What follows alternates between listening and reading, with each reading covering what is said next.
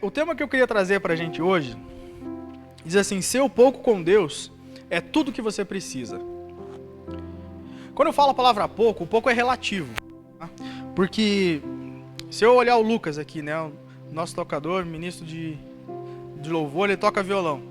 Se eu falar pro Lucas, assim, Lucas, R$1.000 para você é pouco? Se ele tiver 10 milhões na conta, ele vai falar assim para mim: é pouco. Agora, se eu chegar para alguém e falar assim: olha, R$1.000 é pouco, e ele tem só R$500, ele fala assim: não, R$1.000 é muito. Então o pouco ele é muito relativo, né? Se você tem 1.000 cabeças de gado e perde uma, aquilo ali é pouco? Não é pouco, deixa, não dá nada, tem mais um monte. Agora, se a única coisa que você tem é aquilo, aí você vai olhar e vai ver que é pouco. Então o pouco ele é relativo. O pouco ele é muito relativo. Só que você já parou para perceber o quanto nós temos medo de perder coisas? Quanto nós temos medo de perder? Não só dinheiro, né? Que eu não vou falar sobre dinheiro hoje, mas como a gente tem medo de perder. Seja um casamento, seja amigo, seja família, seja credibilidade. Porque crédito e credibilidade são coisas diferentes, né? Ter crédito e credibilidade é diferente. Ter crédito é você olhar para o teu cartão e falar: tem R$10.000 de limite. Ter credibilidade é você ter os 10 mil de limite, você usou tudo, errou, e aí você chega lá no teu gerente, e ele sabe o teu perfil, ele conhece o teu caráter, sabe que você é um cara que paga certinho, que faz tudo correto. Mas você errou em alguma coisa, errou numa conta, num cálculo, no negócio, e você não tem de onde tirar. E aí você chega e fala assim: gerente, é o seguinte, eu preciso de tanto para poder resolver isso, você sabe que eu acerto, você sabe que eu já tive outros problemas e vim aqui resolver, né? Eu sempre dou um jeito e resolvo. E aí ele olha para você e fala assim: não, realmente você não tem crédito, mas eu te conheço, então você tem credibilidade, então eu vou deixar, eu vou resolver, eu vou te ajudar, você vai resolver o teu problema, e aí você continua avançando e prosperando. Ter credibilidade é isso. E muitas pessoas não ligam para isso, não estão nem aí. Mas nós temos medo de perder a confiança, perder a força, perder uma batalha, perder alguém que você ama, né? Quem está namorando fica desesperado para não perder o namorado, a namorada, porque às vezes deu um trabalho para conseguir, né? Mas fica com medo, nós temos medo de perder coisas. Mas por que a gente tem medo de perder as coisas? Porque nós ancoramos a nossa confiança em coisas, em situações. Nós ancoramos a nossa confiança em situações, em coisas. E quando nós fazemos isso, nós temos medo de perder. Eu vou te dar um exemplo bem prático. O jovem rico, quando o jovem rico chega para Jesus, e ele pergunta: Jesus, o que eu preciso fazer para caminhar com você? Para te seguir? E aí Jesus fala para ele assim: pega tudo que você tem, dá aos pobres e vem andar comigo. Por que Jesus fala isso para ele? Porque dinheiro não é bom? Não tem nada a ver que dinheiro não é bom. Só que Jesus sabia que o coração daquele jovem estava agarrado justamente naquele dinheiro, justamente naquela herança, naquele dinheiro que ele possuía.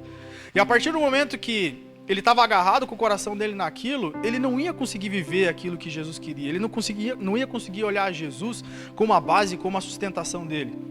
Então Jesus estava mostrando para ele: olha, a base a qual você está agarrado é tão falível e é tão sem sentido, que eu vou mostrar para você como ela funciona. Você vai dar tudo para os pobres. Por que é pobre? É falta de produzir, é pessoas que não produzem.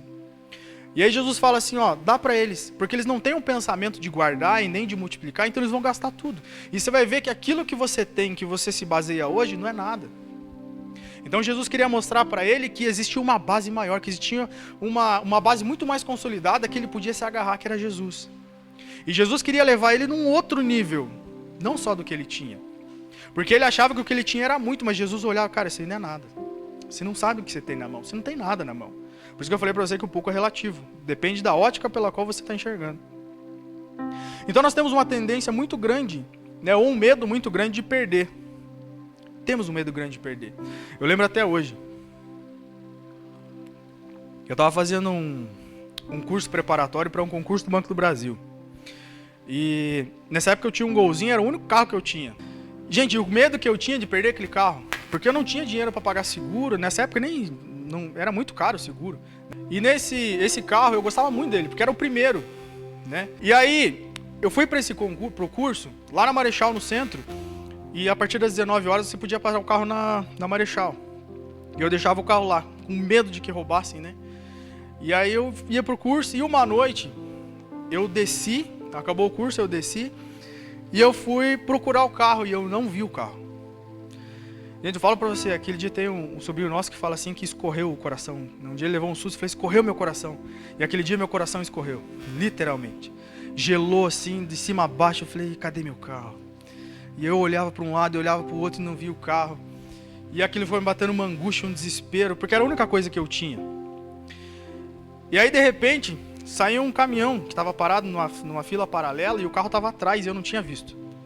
Só que você se condiciona a ver o que você quer ver. E quando você entra numa situação de desespero ou de angústia, você passa a não mais raciocinar da forma que deveria raciocinar. Você entra num ambiente que você trava. Né? E aí quando eu vi o carro de novo, me deu um alívio. Ah, tá ali, o carro tá ali. Porque nós temos medo de perder. Nós temos medo de perder muita coisa. Porque nós nos apegamos a essas coisas. Então, uma coisa que eu falo pra você, não fique apegado a coisas. Eu aprendi uma frase esses tempos atrás que eu achei muito legal, eu carrego e eu falo para todo mundo que eu conheço. Ame pessoas e use as coisas. Você quer crescer, você quer avançar, você quer vencer?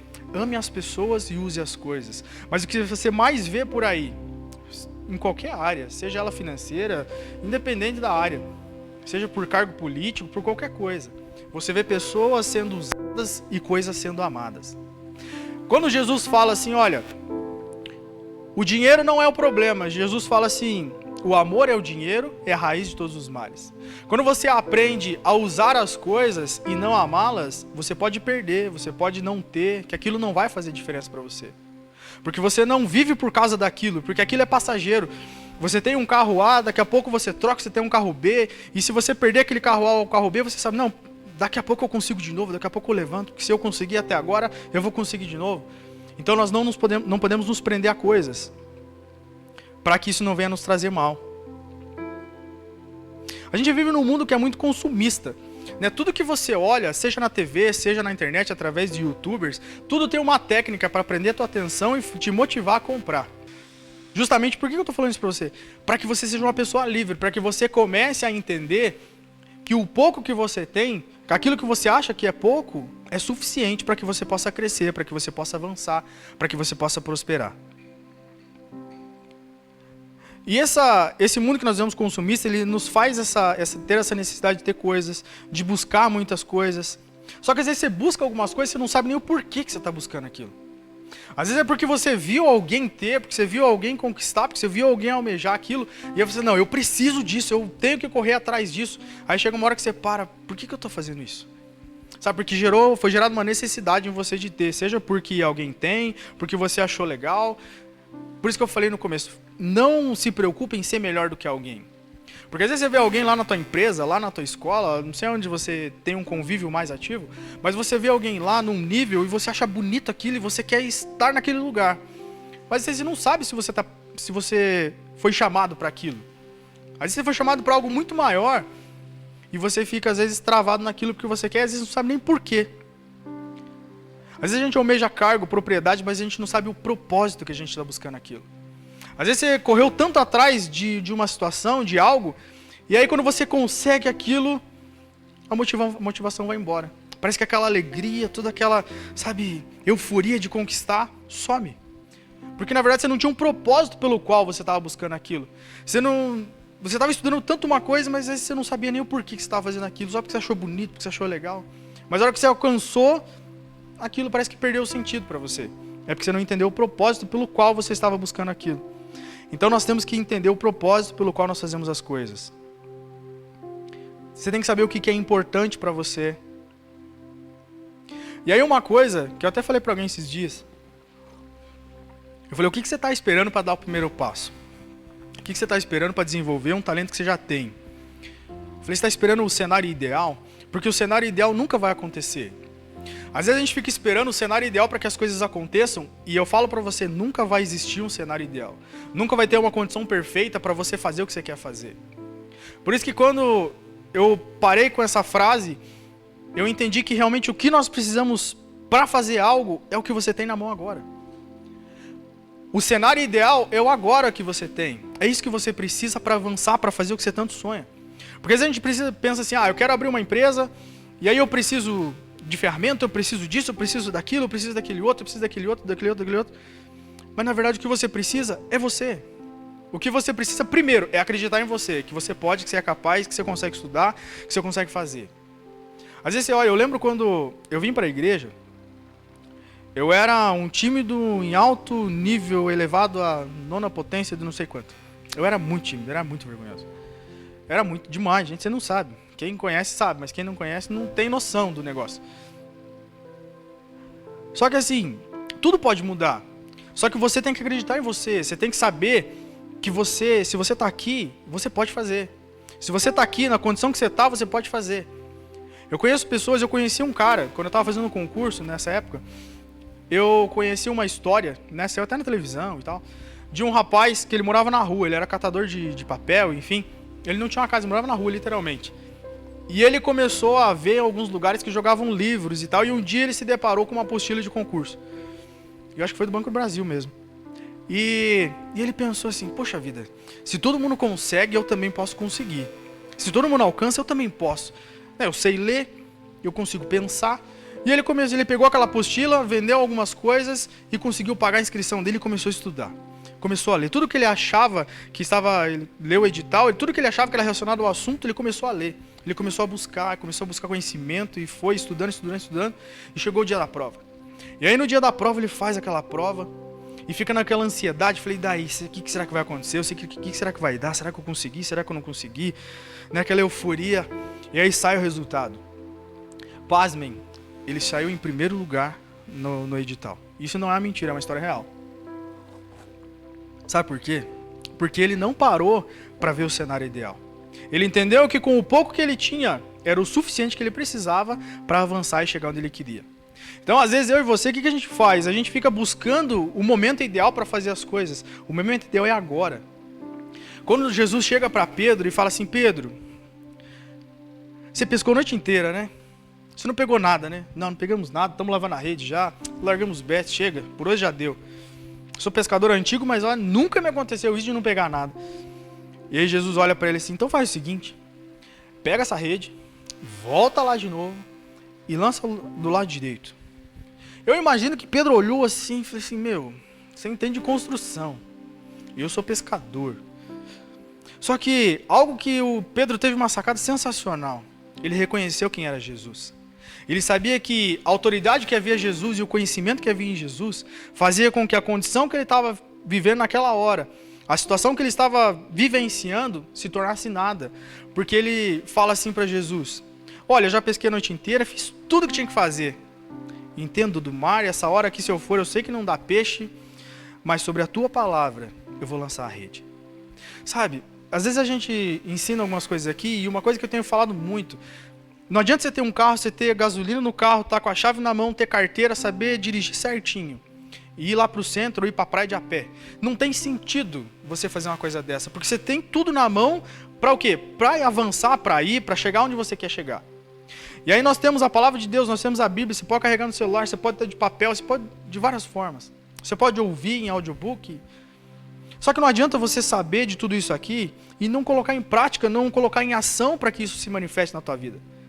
Por isso que eu falo, o pouco que você tem agora é o suficiente que você precisa para Deus transformar a tua história. Só que eu tenho que acreditar nisso, eu tenho que entender e aceitar e fazer, assim como Pedro fez. Aí eu pergunto para você uma coisa, o que é preciso para que você possa vencer essa situação que você está passando? O que é preciso, o que é necessário acontecer para que você possa vencer isso? O que você precisa? Você já parou para pensar? Porque às vezes nós temos uma situação... Eu estava conversando com um rapaz essa semana e ele falou para mim, cara, eu tenho pedido muita sabedoria para Deus, eu preciso buscar entendimento de Deus, eu preciso conhecer a palavra de Deus, eu preciso, sabe, me moldar. Ele é um grande empresário. E eu falei assim, cara, deixa eu falar uma coisa para você. A partir do momento que você pede isso, o que acontece depois? Eu fico meio frustrado. Porque cada vez que eu peço isso, parece que o negócio fica pior. E eu falei assim, eu vou te responder o que está acontecendo. Falei, lembra de Salomão? Ele falou, lembro. Falei assim, você acha que Salomão ele ficou inteligente como? Assim? Deus estalou o dedo e ele saiu falando para todo mundo tudo que Deus sabia? Não. Se você começar a olhar Provérbios, Eclesiastes, você vai entender uma coisa, que cada dia que passava, ele tinha um desafio diferente para vencer. Ele tinha uma situação diferente para resolver. Então, cada vez que você pede sabedoria, o que Deus está fazendo? Ele está te dando uma opção, uma oportunidade de aprender algo, de poder decifrar um enigma, de poder resolver aquela situação. Eles não tinha parado de pensar nisso? Eu falei, pois é. Deus, quando você pede algo para Ele vai te dar. Só que o que a gente espera? Você fala assim, Deus, eu tô com fome, queria tanto um sanduíche. Aí você acha assim que vai vir um corvo com um sanduíche lá, não sei de onde que você gosta. E fala assim, tá aqui o teu sanduíche. Mas, sabe, Deus vai te falar o seguinte, olha, faz assim, assim, assim. Eu vou te dar todos os passos necessários para que você possa alcançar o que você precisa. Mas eu quero te ensinar não só para as pessoas verem, mas para que você tenha algo a passar, para que você tenha algo a transferir, para que você tenha algo a ensinar para alguém. Porque você vai conhecer alguém ao longo do teu caminho, da tua vida. E tudo aquilo que você passou vai servir para alguém. Sabe, então é necessário, se você estar perto de Deus, é necessário com que você vença a situação de forma sábia. Porque Deus deu todas as ferramentas para nós. E uma ferramenta importante é acreditar e confiar em Deus. Se você confiar em Deus, querido, a chance de você resolver o teu problema já está em 50%. Por que eu falo isso para você com convicção e certeza? Porque a palavra diz que parte nós fazemos e parte Deus faz. Aquilo que não está ao seu alcance, Deus vai fazer. Eu lembro quando a gente tinha... o projetor está aqui ainda. A gente ia mudar ele de lugar. Mas eu não alcançava aqui. Até hoje, na verdade, né? Mas eu precisava mexer e a gente estava bem na hora do culto, já para começar o culto. E aí eu pensei assim, bom, eu não alcanço, mas eu sei alguém que alcança. Eu falei, Hudson, vem aqui. E aí o Hudson só levantou a mão. Eu falei, mexe ali para mim. Ele fez com tanta facilidade, sabe? E Deus é assim. Quando você chega num ambiente ao qual você para e você, puxa vida, o que eu vou fazer? E aí você olha, peraí, eu tenho um amigo, eu tenho alguém que pode me ajudar. E aí, Deus, como é que resolve isso aqui? Como é que faz isso aqui? Me ajuda a resolver essa situação. E aí Deus fala assim, deixa comigo, vem cá. E Deus te ajuda, Deus te dá sabedoria. Nós temos que ter um relacionamento com Ele. Aí eu quero te fazer uma outra pergunta. Quem é a pessoa mais importante para você hoje? Não precisa responder para ninguém. Mas responde para você. Quem é a pessoa mais importante para você hoje? Quem é a pessoa? Pensa aí agora. Vou te dar 10 segundos para você pensar nessa pessoa. Quem é a pessoa mais importante para você? E a resposta para essa pergunta vai te ajudar a avançar. Vai te ajudar a vencer. Vai te ajudar a conquistar aquilo que você tanto quer.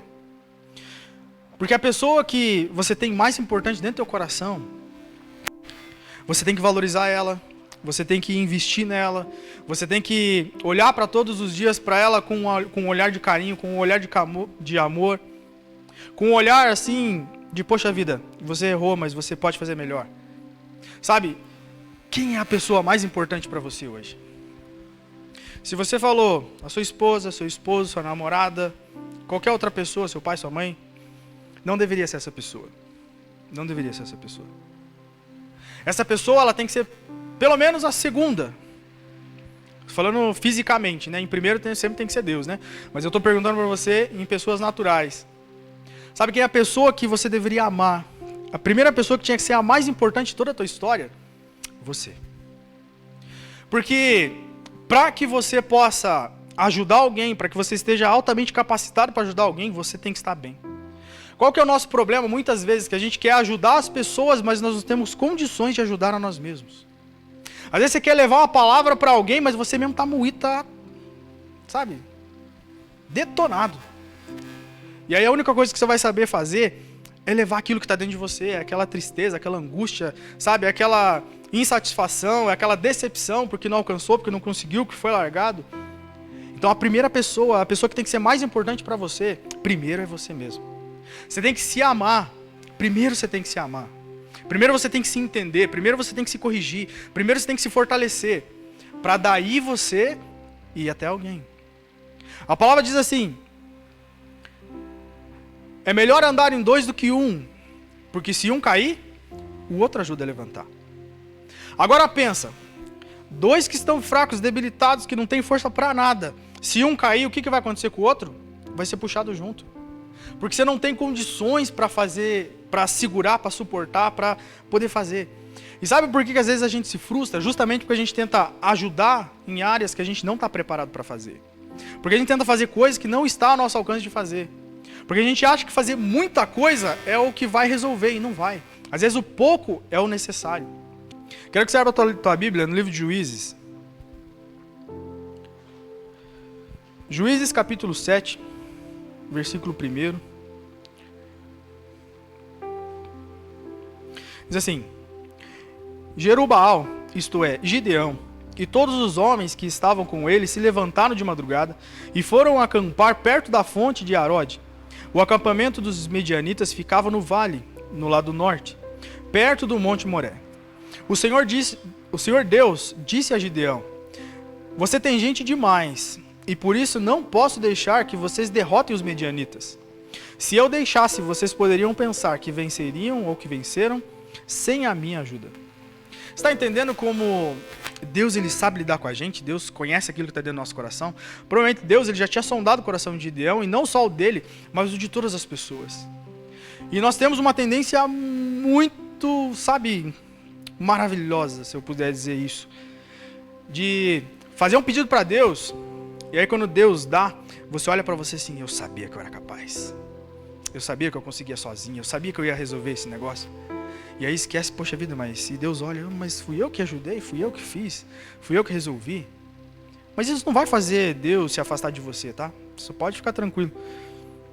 Mas Deus está dando um alerta para Gideão, e Deus está falando assim: ó, tem gente demais aí. E eu vou dar a vitória para vocês. Deus já tinha garantido isso para ele. Eu vou dar a vitória para vocês, vocês vão resolver esse problema. Só que eu não quero que depois vocês fiquem pensando que foram vocês que fizeram. Eu quero que vocês lembrem, que vocês me honrem, que vocês sejam gratos pelo que eu fiz por vocês. E antes de relatar o resto, eu quero só te trazer uma curiosidade. O que significa a palavra Gideão? Gideão significa talhador, destruidor, guerreiro poderoso, lenhador. Também conhecido por Jerubaal. Você viu ali, né, que antes ele fala Jerubaal, isto é Gideão. Por que ele fala isso? Porque ele derruba os postes ídolos de Baal. E aí ele é conhecido como Jerubaal. Porque aí nesse meio termo que acontece, ele derruba tudo e ele sai. E aí daqui a pouco vem o pessoal e olha: poxa, quem que fez isso aqui? E descobrem que foi Gideão. E aí vai alguém e chega assim: não, vão lá na casa de Joás, né, o pai de Gideão, e fala assim: ó, manda ele vir para fora aqui que o pau vai quebrar pro lado dele, porque ele quebrou lá os ídolos que a gente tinha. E ele vai morrer. Só que, quando eles falam isso, eles chegam pro pessoal e falam assim: peraí, vocês estão defendendo esse Deus? Esse Deus não é altamente capaz de se defender, não? E aí eles ficam meio afrontados, mas meio na dúvida. Eu falei: agora o que a gente responde? Ele falou: se Baal é Deus mesmo, então deixa que ele mesmo se defenda. Porque o nosso Deus não precisa de defensor. E aí Gideão fica conhecido como Jerubaal, por essa pureza que ele faz. Ele era o filho mais novo de Joás, foi o 5º juiz de Israel, liderou os israelitas, né, contra os midianitas, que é essa história que a gente está lendo agora. E ele é mencionado no livro dos Hebreus como exemplo de homem cheio de fé e do Espírito Santo. Quando Hebreus fala que ele é cheio de fé e cheio do Espírito Santo, você começa a entender que você pode ser do mesmo jeito. Né? Na psicologia, tem uma técnica que chama-se modelagem. O que é modelagem? É você olhar aquelas pessoas que tiveram um sucesso, que tiveram um potencial, que alcançaram um objetivo, e aí você começa a ver exatamente o que elas fizeram. Você começa a olhar os passos que elas deram, as coisas que elas fizeram, as técnicas, tudo que elas, né, estudaram para chegar naquilo que elas queriam. E aí o que você faz? Você começa a olhar, não vai fazer exatamente a mesma coisa, mas você procura fazer quase do mesmo jeito. Né? Você não precisa inventar a roda de novo, né? Então você modela aquela pessoa. Você começa a olhar, bom, se ele teve esse resultado, então eu vou tentar fazer desse jeito, da minha maneira, que se enquadre naquilo que eu preciso, e também vou ter um resultado. Isso é modelagem. Porque nosso pastor sempre nos ensinava algo, né? Ele falava assim: é melhor ser sábio que inteligente. Né? Porque o inteligente aprende com os próprios erros, e o sábio aprende com os erros dos outros. Então é muito mais fácil olhar para alguém e ver todos os erros que ela cometeu e você não precisa fazer, do que você tentar: não, eu vou tentar porque eu vou conseguir, porque eu sou eu. Né? Então eu sou o cara, então eu vou conseguir.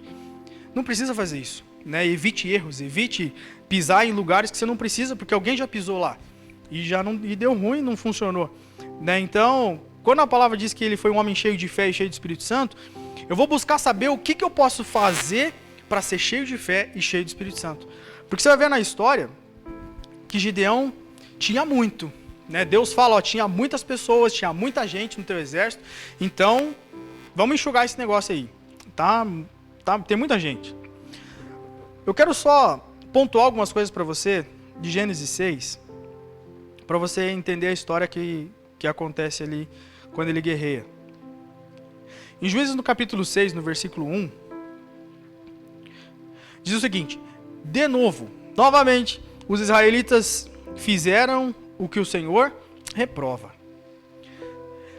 Uma vez eu falei que o povo de Israel, essa galera é um espelho para nós, né? Ou, sei lá, se nós podemos ser um espelho, eu acho que eles são um espelho, porque eles vieram primeiro, de como nós nos conduzimos e nos portamos.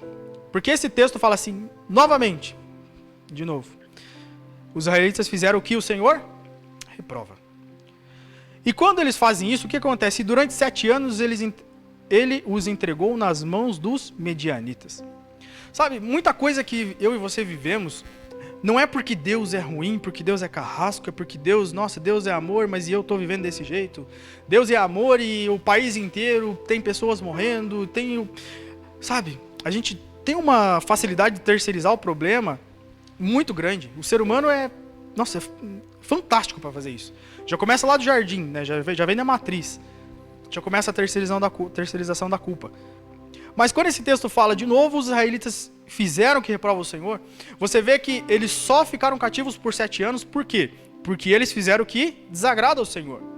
Então, quando você olha para a tua vida, quando eu olho para a minha, eu começo daí agora a raciocinar, eu começo a pensar, o que eu estou fazendo? Lembra quando eu falei para você, quer resultado diferente, faça coisa diferente? Então, o que nós estamos fazendo na nossa vida para gerar o resultado que estamos vivendo? Eu falei para alguém essa semana, falei assim, que ela falou sobre desemprego e uma empresa que vai mandar um monte de gente embora e tal. E eu falei assim, fica em paz, fica tranquila no teu coração. Porque Deus, ele sabe tratar com as pessoas. Deus, ele sabe lidar com a gente de uma forma sensacional. Porque o que está acontecendo não é Deus sendo ruim. É simplesmente Deus, ele está com a mão aqui, né? Porque eles estão agradando a Deus. E aí, de repente, eles falam assim, Deus, nós não precisamos de você mais. Porque o que eles fazem aqui, para você entender, que coisa ruim que eles fizeram para Deus, né, tirar a mão de cima deles. Eles começaram a adorar outros deuses, eles viraram as costas para Deus. Sabe, eles esqueceram que Deus estava ali, que Deus precisava ser adorado, que Deus tinha que ser, né, glorificado. E isso fez o quê? Com que Deus falasse, bom, como vocês não querem andar comigo, como vocês não estão nem aí para mim, então vocês também não precisam da minha proteção. Então eu tiro a minha mão e vocês vão ficar à mercê da sorte de vocês. Agora vocês vão buscar o Deus que vocês estão falando que vocês querem e que Ele é bom para vocês. Problema nenhum. Cada um vive a sua vida, a vida segue e vocês vão se virando. E nós fazemos a mesma coisa. Nós às vezes desagradamos a Deus, não nos moldamos por princípio. O que é princípio? Tudo aquilo que veio antes da lei. Tudo que veio antes da lei na Bíblia é princípio. Quando você olha as 613 leis que Deus coloca lá, ensina para Moisés, você vai ver que todas elas têm uma relação a um princípio que foi quebrado. Não matarás, é porque alguém matou. Não fará isso, é porque alguém fez. Então Deus está trazendo, arrumando as coisas. Aí você vai ver o que? No capítulo 6 inteiro, não tem como eu ler inteiro, mas eu vou só pincelar para você entender a história. Aí você vai ver o que? Que por eles terem desagradado a Deus, eles começam a ter que se esconder, eles começam a ficar muito pobres, né? Eles começam a ser perseguidos de uma forma assim, fora do comum. Eles plantavam, daqui a pouco vinha alguém, saqueava ou tacava fogo em toda a plantação. Eles chegavam e os medianitas, né, os amalequitas, eles chegavam, matavam todos os animais, deixavam eles sem nada. Deixavam eles sem nada. Gente, toda ação tem uma reação. Quando o povo de Israel ele virava as costas para Deus, Deus não tinha compromisso. Porque a palavra de Deus fala assim, eu não tenho compromisso com quem não tem compromisso comigo. E ele não pode voltar atrás na palavra dele. Por mais que ele me ame, por mais que ele se importe comigo, ele fala assim, olha, se você não quer um relacionamento comigo, eu também não posso fazer muita coisa por você. Eu não vou te abandonar, eu vou sempre estar aqui. Mas eu não posso, quem sabe, interceder por você. Eu não posso, quem sabe, tirar você daí. Porque é uma ação tua, foi uma escolha que você fez. E quando a gente olha para a condição do mundo hoje, o que o mundo ele está colhendo? Uma plantação que foi feita atrás. Porque quando você olha para quem você é hoje, para a situação que você está hoje, para a situação que eu estou hoje, é o resultado das escolhas e das ações que eu fiz há um tempo atrás. Nós temos que tomar muito cuidado com as escolhas que nós fazemos, com as decisões que nós tomamos. Porque o que o mundo está colhendo hoje é o resultado de se afastar de Deus, é o resultado de não andar com Deus, é o resultado de querer achar que é autossuficiente quando eu não preciso de Deus. Eu tenho muito, eu tenho dinheiro, eu tenho saúde, eu tenho família, eu tenho poder, eu tenho conceito, eu tenho tudo que eu preciso, então eu não preciso de Deus, Ele não é tão interessante para mim. Eu estou me virando, eu estou bem tranquilo sem Ele. Só que o que acontece nessa história, e é um paralelo para nós, de que quando eu olho somente para aquilo que Deus tem a oferecer, porque você vai ver no texto, eles chegando para Deus, vamos ler lá, pra você vibrar com esse negócio aqui. E aí no versículo 6 diz assim, ó, por causa de Midian, Israel empobreceu, que foi uma outra cidade que veio, atacou eles e deixou eles mais pobres ainda. Empobreceu tanto que os israelitas clamaram por socorro ao Senhor. Nós estamos vivendo dias em que nunca se foi acessado tanto conteúdo gospel cristão nos últimos tempos. Você sabia que no início da pandemia, ano passado, o YouTube fez uma relação dos YouTubers mais acessados, dos canais mais acessados no mundo.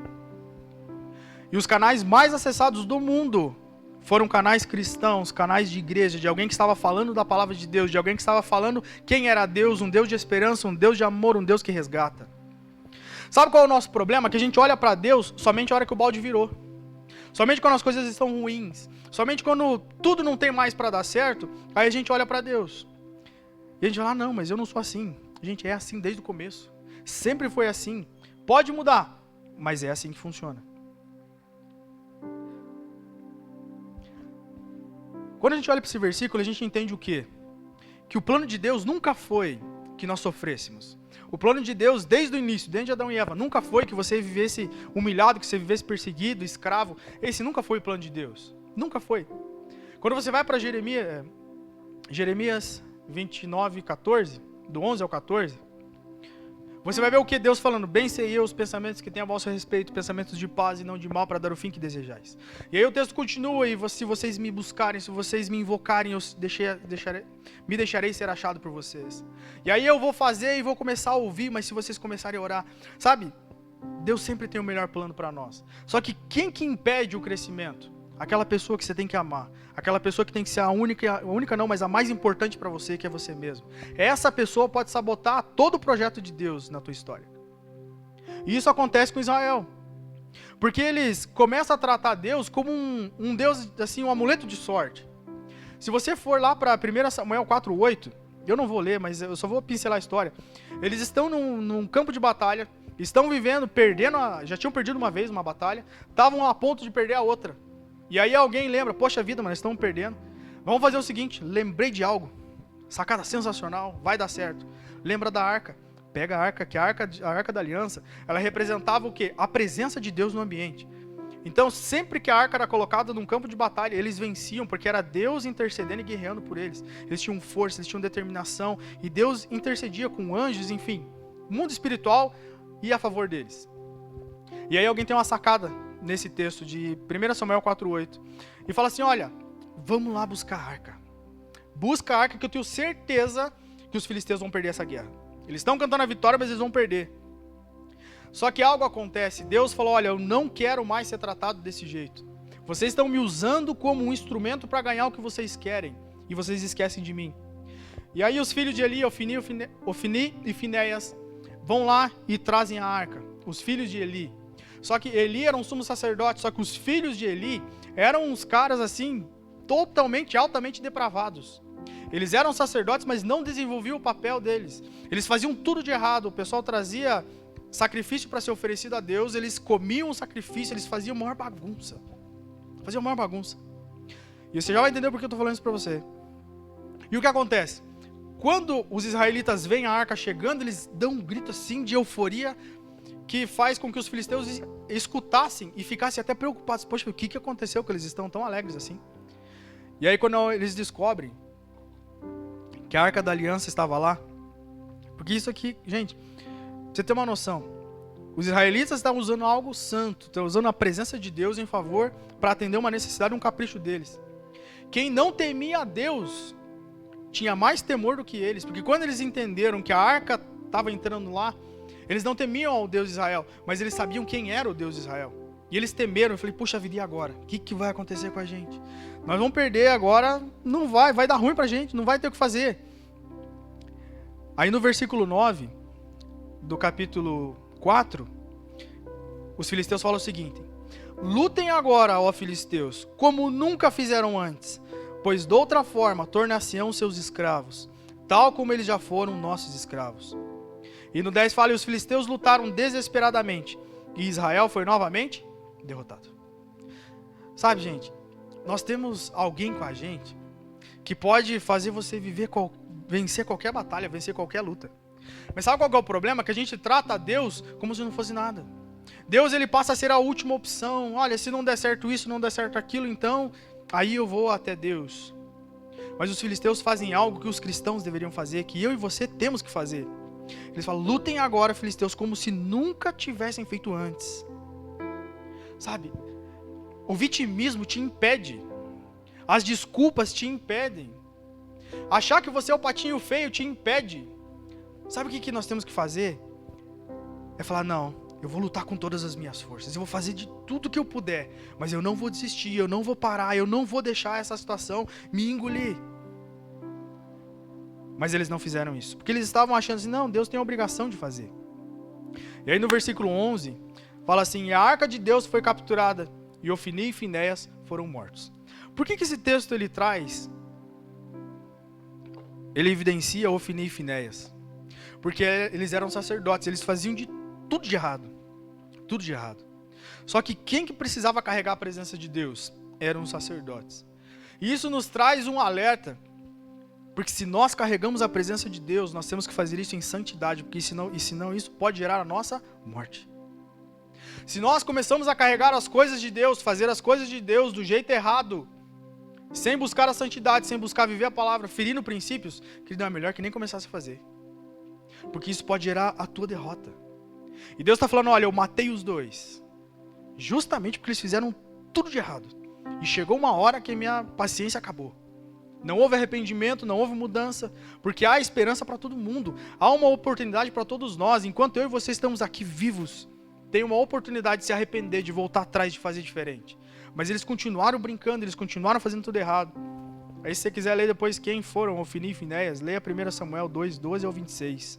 Você vai ver quem foram e o que eles faziam. É uma coisa horrível.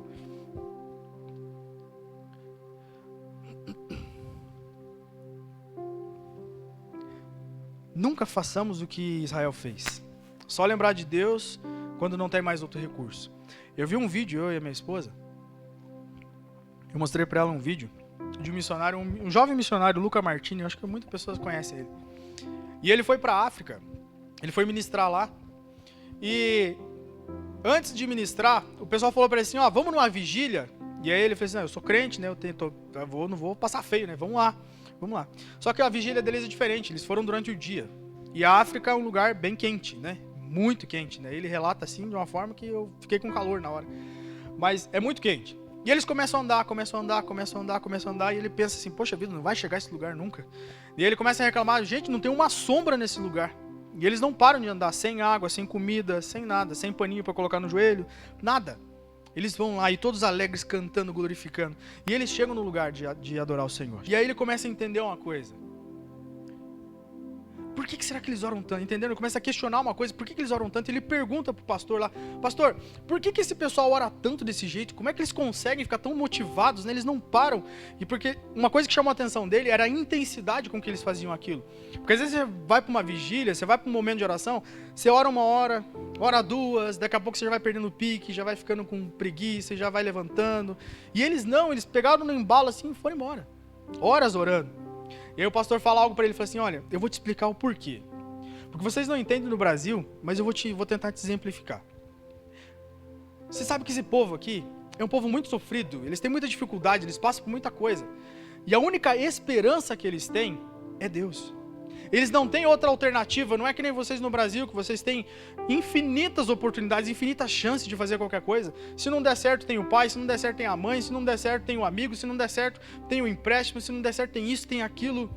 Sabe, tem o posto de saúde não sei aonde, tem o plano de saúde não sei aonde. Então vocês têm muito recurso, vocês têm muitas situações aonde se agarrar. Vocês têm muita base para se segurar, vocês têm muito matinho para segurar no barranco. Eles não têm nada. Se não for Deus fazer, não tem mais o que se fazer. Então eles entenderam que ou é Deus ou é Deus. Sabe? Nós não podemos chegar num ambiente onde a gente coloque Deus como última alternativa. Deus sempre tem que ser a primeira alternativa.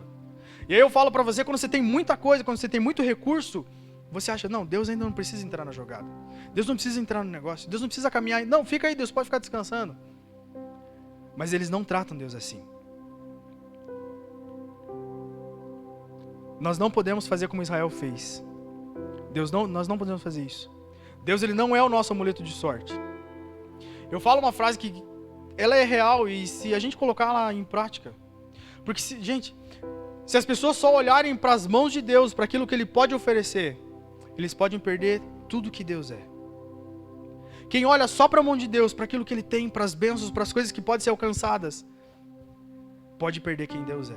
A própria palavra diz assim, de que adianta o homem ganhar o mundo inteiro, conseguir riquezas, conseguir tudo, fama, poder, sabe, conseguir tudo, e perder a sua alma. Não adianta. Salomão, em Eclesiastes 7:8, se não me engano, 7:14, ele fala assim, olha, melhor é o fim do que o começo. De que não adianta você começar bem, sabe, você começar animado e vai aquela empolgação. E aí chega no final, você perdeu tudo. Porque você não buscou viver em santidade, porque você não buscou a salvação, porque você não buscou caminhar com Deus. Você achou tudo, achou riqueza, achou dinheiro, achou fama, achou mulher, achou tudo que você precisava. Mas aí no final, você perdeu a salvação. Não adianta. Não adianta. Use o que você tem. Deus, ele tem compromisso com a palavra. Sabe, tem gente que ouve isso e fala assim, eu não acredito nisso. Não concordo com isso. Eu vou falar uma coisa para você. Deus não está nem aí porque eu penso ou porque você pensa. Deus, ele está aí para a palavra dele. Deus, ele não tem compromisso com o que eu penso, ele tem compromisso com a palavra. Então, o que eu penso ou deixo de achar não vai fazer diferença nenhuma no dia do julgamento. Aí eu vou chegar lá para Deus e falar assim, Deus, mas eu não concordava com isso que o Senhor falou. Eu falei assim, problema seu, você tinha que obedecer e não achar alguma coisa. Às vezes nós não mudamos de situação justamente porque não praticamos, porque não colocamos a mão na cabeça, poxa vida, realmente eu não sou tudo isso, então eu vou começar a mudar, eu vou começar a fazer algo diferente. Deus não pode ser somente uma opção, Deus tem que ser a última opção, a única opção. Eu anotei uma frase que comecei a meditar sobre essas coisas, e eu escrevi o seguinte aqui para você. Para nós, né? O que você tem se torna irrelevante com as pessoas erradas. Quando Deus fala para Gideão, fala, olha, Gideão, tem muita gente aí. Tem muita gente aí, Gideão. Falei, você pode ter tudo que você precisa aí, que você acha que você precisa. Mas com as pessoas erradas, eu não vou deixar você vencer. Se você acha que o que você tem na mão é suficiente, eu olho para isso e falo, não é suficiente. Tem coisa demais e essas pessoas vão te levar para uma derrota. Porque eu não vou permitir você vencer. Porque a glória vai ter que ser minha, porque eu estou nesse negócio. Então, gente, olha para quem está com você. Não adianta você ter recurso, não adianta você ter tudo que você acha que tem que ter. Se você não tiver Deus com você, se você tiver as pessoas erradas andando com você.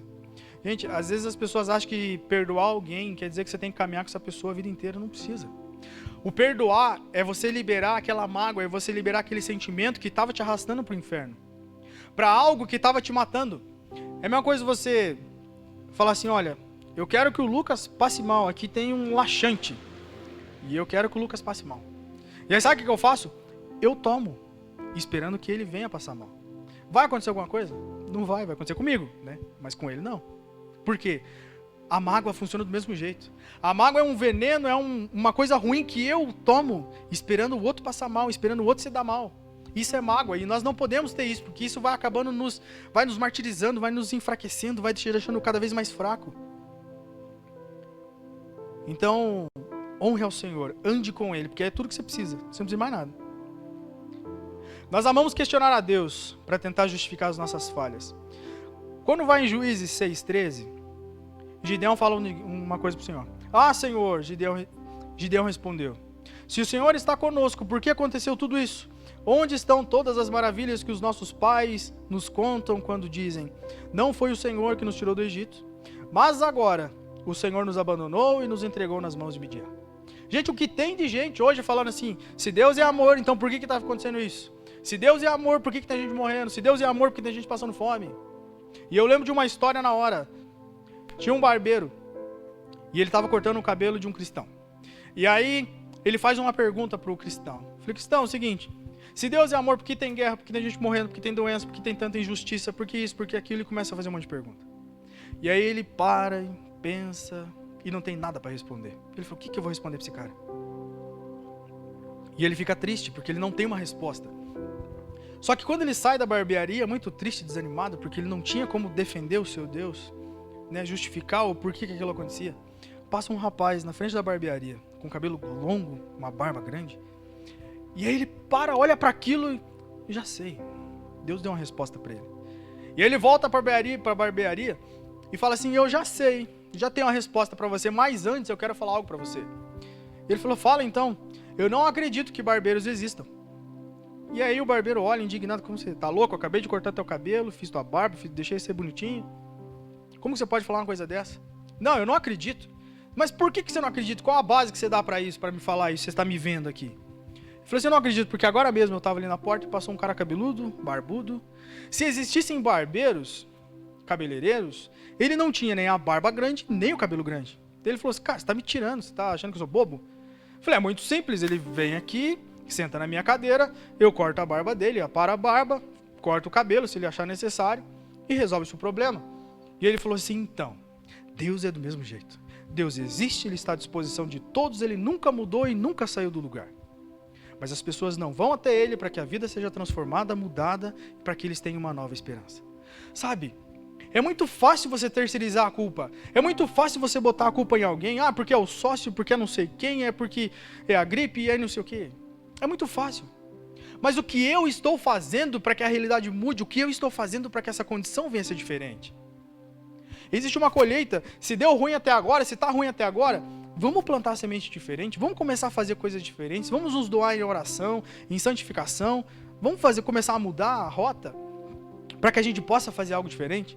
Lembra quando o Jonas está no barco e o barco está afundando e aí todo mundo começa a ficar com medo porque todo mundo ia morrer.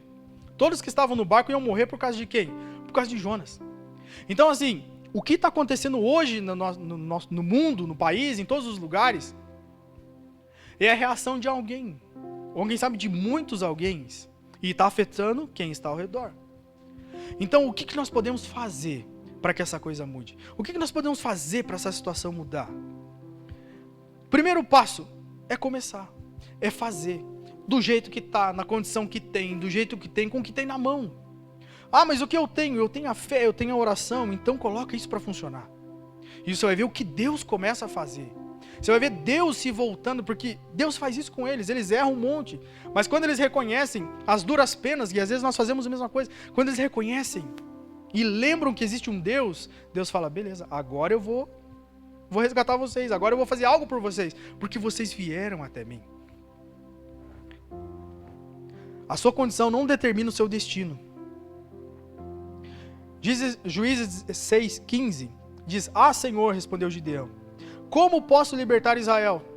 Meu clã é menos importante de Manassés, e eu sou o menor da família.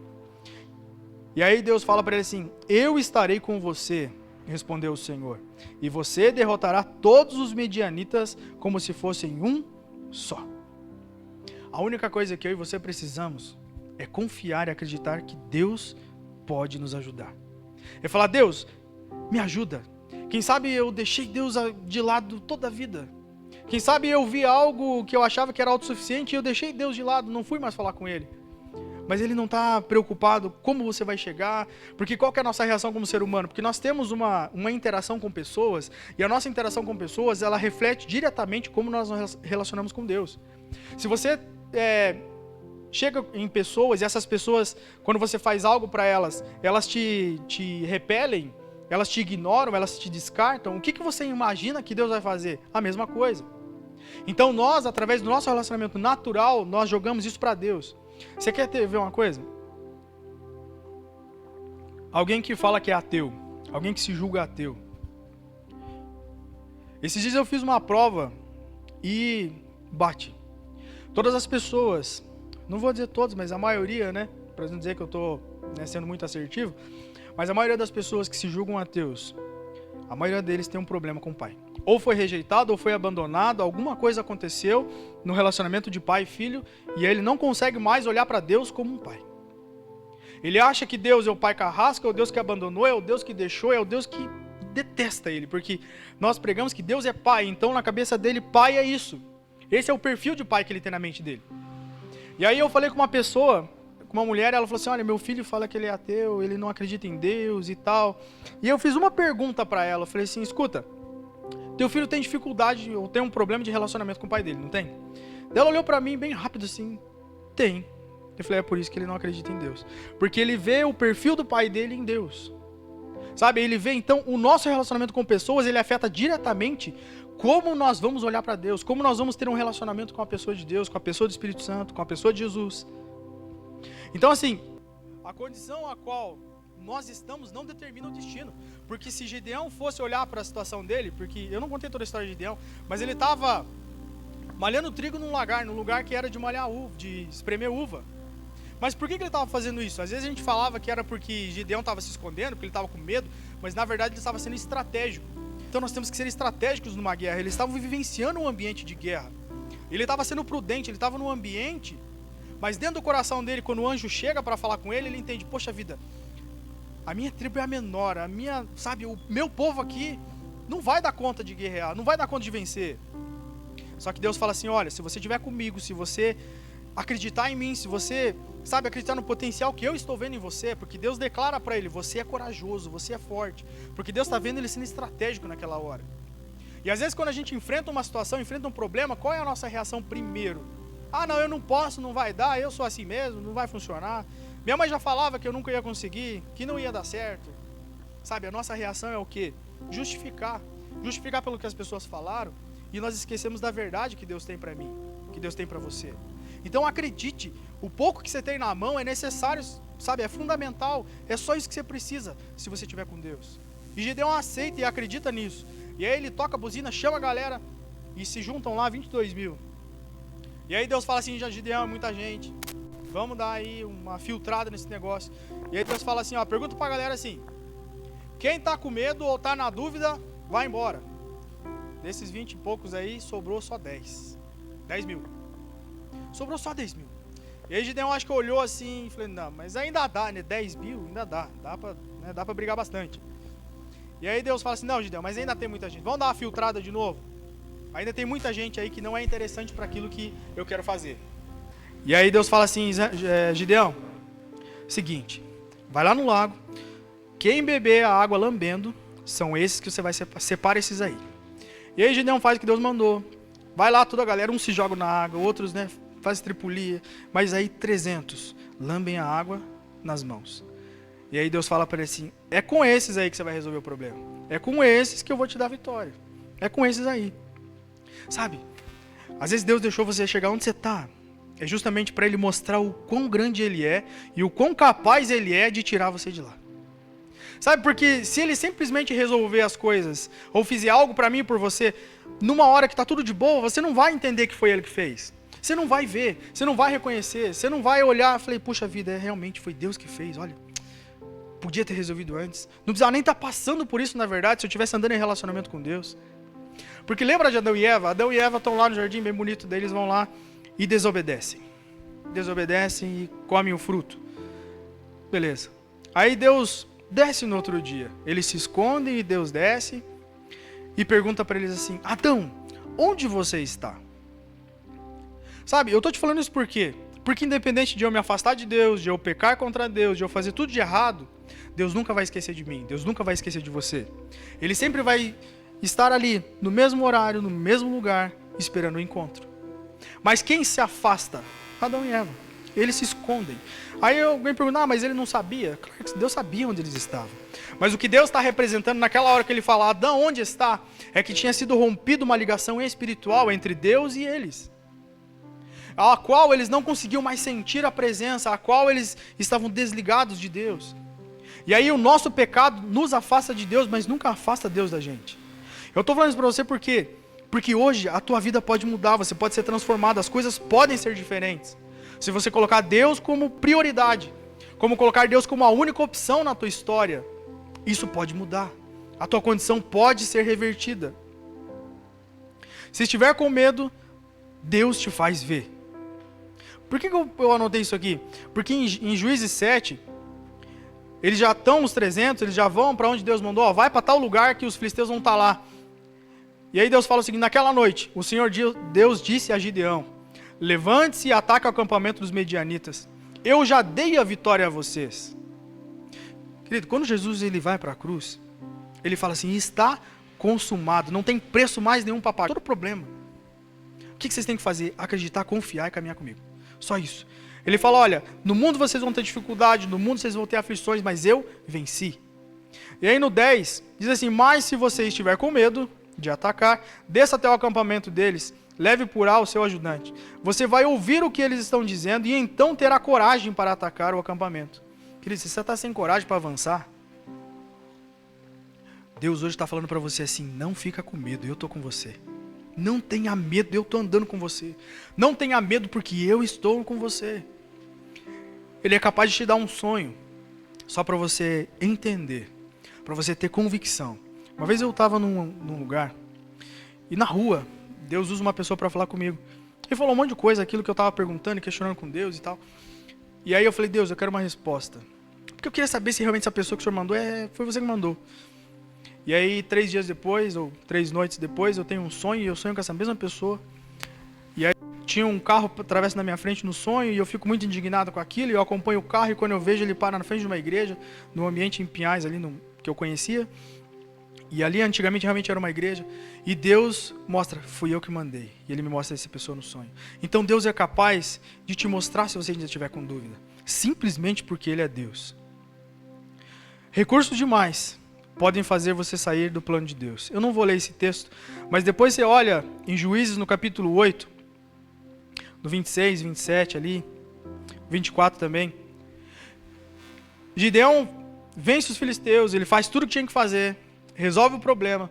Na caminhada dele tem algumas dificuldades, que o pessoal está com fome, algumas pessoas não atendem, e ele fala por vocês não atenderem, né, eu vou vir aqui guerrear com vocês, vou vencer vocês.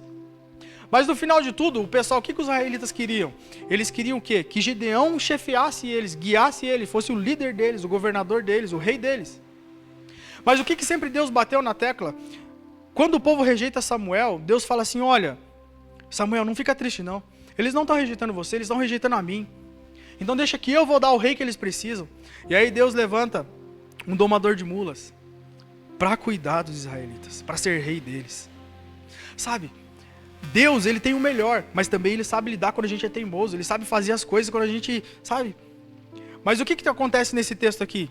Eles falam assim, não, então já que você não quer ser o nosso rei, porque você entende que Deus tem que ser rei, então vamos pegar todos os brincos de ouro, tudo que a gente conseguiu aqui, e vamos te entregar. E eles juntam 34 quilos de ouro, e aí Gideão faz uma estola sacerdotal. O que é uma estola sacerdotal? Era um manto que o sacerdote usava, que Deus tinha passado todos os critérios que tinham que ser feitos isso aí, mas era o sacerdote que usava. E quando eles fazem isso, porque o sacerdote ele tinha um acesso a Deus, e eles começam a entender que aquela estola sacerdotal ia fazer com o quê? Com que eles também tivessem revelações, com que eles tivessem um acesso, com que aquilo ali fosse fornecer para eles informações, fosse, sabe, trazer algo de bom para eles. E eles fazem algo que eles fizeram lá no capítulo 6, primeiro que a gente leu. E eles viram as costas para Deus e começam a fazer o quê? Adorar aquela estola. Eles colocam aquilo como um ídolo na frente deles. Mas quem que gera isso no coração deles? O mesmo Gideão, que é forte e corajoso, que não tinha nada, mas a condição dele, quando ele acredita em Deus, faz ele alcançar. E aí tudo que ele conseguiu serviu para a destruição de várias pessoas. Querido, eu quero que você fique de pé.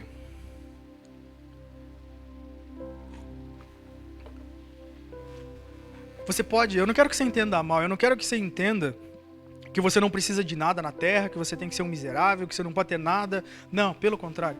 Gênesis 1:26, Deus dá uma instrução para Adão e fala assim: olha, Adão, domine sobre todas as coisas, tenha tudo sobre o seu controle. Tá vendo isso tudo aqui? Eu fiz para você, eu fiz para você cuidar, eu fiz para você reinar, eu fiz para você dominar. Quando Jesus fala para o jovem rico, vende tudo, é porque ele sabia que o coração dele estava naquelas coisas. Lembra quando eu falei para você no começo? Não tenha o seu coração atrelado a coisas, mas tenha atrelado a pessoas, né? Tenha atrelado a Deus. É porque quando você coloca o coração na coisa errada, você não só se prejudica, mas você pode levar outras pessoas a se prejudicarem. Então é melhor às vezes você ter pouco recurso, mas esse recurso estar focado em Deus, do que você ter muita coisa e conduzir pessoas ao pecado, ao erro. E se você continuar a história no capítulo 8, você vai ver que Gideão morre com 98 anos. E que não só isso acontece, mas os irmãos dele, que ele tinha 70 irmãos. 69. Não, é mais ou menos isso. E eram uns 70 os filhos de Joás. E aí, todos morrem. Ele leva os irmãos dele a morrer por causa de uma idolatria, porque daí começa a ser gerado um problema de quem podia mais, e aí alguém quer tomar o lugar do reinado, e alguém quer fazer, e aquilo começou a gerar muito problema, por causa de que alguém gerou um ídolo. O nosso único ídolo tem que ser Deus. O nosso único foco tem que ser o Senhor. E aí eu faço uma pergunta para você. O que você tem que abandonar hoje? Para que Deus possa mudar a tua história, para que Ele possa olhar para você e falar: agora sim você está pronto. Você tem muita bagagem para carregar, você tem muita coisa na tua mochila, tem muita gente aí onde você está, então larga um pouco disso. Não são essas pessoas que vão fazer você alcançar. Não é esse dinheiro que vai fazer você chegar. Não é esse conhecimento que vai fazer você avançar. Sou eu que vou fazer. Deus fala: olha, eu estou no controle de tudo, eu estou no controle de todas as coisas, mas você tem que abandonar esse pecado. Você tem que abandonar essa condição que você está vivendo. E aí entramos no 50%. Deus já deu metade. Deus já resolveu metade. É só eu e você resolvermos o resto. O que é que eu e você temos que abrir mão? Lembra, pouco é relativo. Aquilo que você acha que é pouco, você olha assim: puxa vida, mas vai ficar pouco. O que eu vou fazer? O que eu tenho que fazer? Eu não estou dizendo para você dar nada que é teu, não estou dizendo, não é isso. Mas o que você tem que abrir mão na tua mente, nos teus pensamentos? Qual o pecado que você tem que largar? Quais as coisas que você tem que abrir mão para poder viver uma nova história em Deus? Para você entender o que é que você tem que abrir mão, vamos facilitar o negócio. O que tem tomado o lugar de Deus? No que você tem confiado para avançar? Aonde estão todas as suas forças? Aonde você tem depositado toda a sua confiança? É isso que você tem que trocar. Eu não estou dizendo que você tem que jogar fora, não é isso. Mas você tem que tirar o teu coração disso e falar: Deus, isso aqui é muito bom, mas eu sei que se isso aqui acabar, eu vou junto. Mas se eu colocar minha confiança em você, eu vou avançar, eu vou vencer, eu vou prosperar, eu vou alcançar mais pessoas, eu vou ser um canal de bênção. O jovem rico tinha o coração dele na riqueza que ele tinha. Essa era a base e a fortaleza dele. Eu quero que você feche seus olhos agora para a gente orar e participar da ceia. Mas eu quero que você faça agora uma reflexão. Eu quero que você olhe para dentro de você. Agora é uma hora que é só você e Deus. Eu não tenho nem o que fazer mais por você. É uma hora que você tem que fazer uma reflexão e falar: Deus, isso aqui tem tomado o seu lugar. Isso aqui tem me impedido de avançar. Sabe, quem sabe a bênção está ali, ó, pronta para te entregar. Deus falou: ó, eu vou te dar vitória, eu garanto a guerra, eu garanto a vitória dessa batalha, tá tudo certo. A única coisa que você tem que fazer é abrir mão disso aí. Enquanto você não abrir mão disso, eu não te faço passar. Eu não faço nada para te ajudar. Eu não permito você avançar. Lembra de Ofni e Finéias. Carregar a presença de Deus exige responsabilidade. Carregar a presença de Deus exige maturidade. Carregar a presença de Deus exige santidade. Ah, mas eu não quero carregar. A palavra de Deus diz assim: que a partir do momento que o véu se rasga de alto a baixo, Deus não habita mais em templos construídos pelas mãos de homens, mas Deus habita em nós, e nós somos templo do Espírito Santo. E vai chegar um dia que nós todos vamos ter que prestar contas a Deus de quem nós fizemos, de quem nós somos e o que nós fizemos com esse templo. Eu acreditando, eu não acreditando, a palavra vai se cumprir do mesmo jeito. Fica tranquilo. Fica em paz com isso. Mas o quanto antes nós resolvermos as nossas pendências, o quanto antes nós resolvermos as nossas situações, nós iremos avançar e prosperar e crescer nessa terra ao encontro do Senhor. Então eu quero que você fale para o Senhor: Deus, eu estou abrindo mão disso, eu estou abrindo mão daquilo, eu estou tirando isso que ocupava o seu lugar, para que eu possa viver uma vida diferente, para que eu possa viver uma nova esperança, para que eu possa realmente avançar e vencer e glorificar ao teu nome, para que as pessoas que estão ao meu redor possam ver que existe uma esperança, e a minha vida vai ser o exemplo disso, porque eu começo a dar esse passo, porque as pessoas vão ver em mim algo acontecendo, e você às vezes não vai precisar nem falar o que aconteceu, elas vão ver em você algo diferente, elas vão querer saber o que isso aconteceu, e aí você vai falar assim: foi Jesus, Deus enviou Jesus para morrer por mim, me garantiu a vitória, e hoje eu estou abrindo mão de tudo que eu vivia, tudo aquilo que tomava o lugar de Deus, eu abro mão daquilo e coloco Deus no lugar, e Ele te garante a vitória e te faz avançar.